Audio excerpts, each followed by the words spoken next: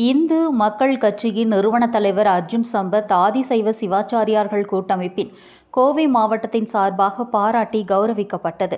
கோவை மாவட்டத்தில் இன்று இந்து மக்கள் கட்சி நிறுவன தலைவர் அர்ஜுன் சம்பத் அவர்களின் மணி விழாவின் நிகழ்வானது ராஜவீதியில் சங்கரம் மடத்தில் நடைபெற்றது.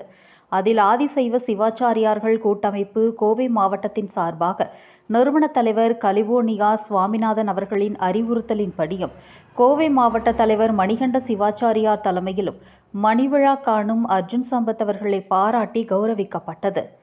இந்து தர்மத்திற்காக சதா சர்வகாலமும் போராடி வருகிற அர்ஜுன் சம்பத் தாய் மூகாம்பிகை அருட்பிரசாதம் மற்றும் பாராட்டி கேடயம் வழங்கி கௌரவிக்கப்பட்டது.